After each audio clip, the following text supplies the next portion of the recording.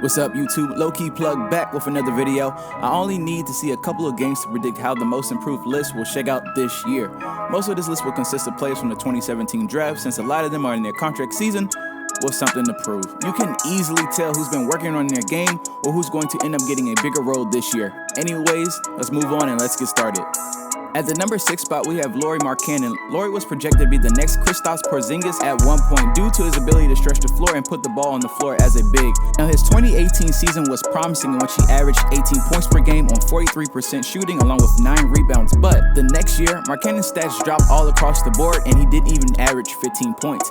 A lot of people think it was due to his injuries he suffered mixed with bad coaching. But now the Chicago Bulls have Billy Donovan as the head coach. He's already started the 2021 season hot with 21 points and only 9 shots. This will likely be the year Laurie shows his cornerstone for the Bulls franchise. Now at the number 5 spot, we have Markelle Fultz, another 2017 draft prospect. Fultz was obviously the number 1 pick, and we thought he would come into the league doing some serious damage, but as we all know, he went through a mysterious injury that permanently affected his shooting. I personally don't ever see Markelle recovering his old shooting form, but he's shown that he's willing to get better despite that. Markelle's willing to shoot threes now and is a good defender who's strong enough to plow into most defenders and finish through contact. Fultz will probably end up averaging around 17 points per game with 5 assists per game this season while playing elite defense. Now moving on to the number 4 spot, we have Lonzo Ball, another 2017 draft prospect. I would put Lonzo higher on this list, but if you actually look at Lonzo's last seasons, his stats have already been amazing, although his bubble performance was terrible. Lonzo's always had a higher expectation than most players around his age, probably due to the amount of media coverage he gets, but he's actually not bad at all. The only problem with Lonzo's game is his offense in a half-court setting and his three-point shot, but after the couple of preseason games I've seen and the regular season game against the Raptors, it's safe to say that Lonzo's three-point has improved drastically. He shot 50% on 8 threes against the Raptors and shot with no hesitation. If he can keep up this level of shooting, he'll probably be a good all-around point guard. Also, let's not forget that he didn't get a contract extension like some of his 2017 counterparts, so he has a lot to prove this season. Now at number 3, we have Christian Woods. Christian Woods only averaged 13 points per game last year, but did it shooting 57% from the floor and 39% from the 3, while also grabbing 6 rebounds per game. Now that Woods is on the Rockets and a role that better suits his playstyle, I don't see how he can't end up averaging 20 points per game. The way the Rockets play is perfect for someone who can stretch the floor as he can, and there's too many stars on the Rockets for defenses to focus too much attention on him.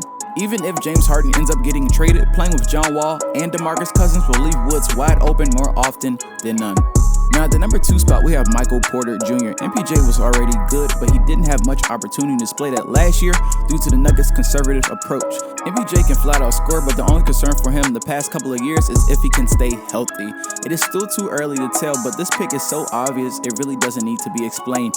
A 6'10" small forward that can shoot better than most guards and can chase rebounds will easily be in contention to be most improved player of the year if he consistently gets 30 minutes a game like he did in the season opener. Now at the number 1 spot, we have RJ Barrett. Some may think this is a hot take, but let me explain.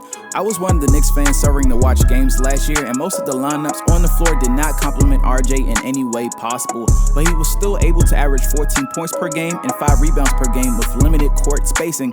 Now that the Knicks have Tom Thibodeau as the head coach and new lineups with shooters such as Reggie Bullock, Alec Burks, and Emmanuel Quickley, with them RJ should be able to operate comfortably on offense without being forced to be a catch and shoot player. RJ had 26 points, 8 rebounds, and 5 assists in the regular season opener against the Pacers while only missing 4 shots. RJ has showed an improved jumper, and now he has the space to show his playmaking ability even more this year.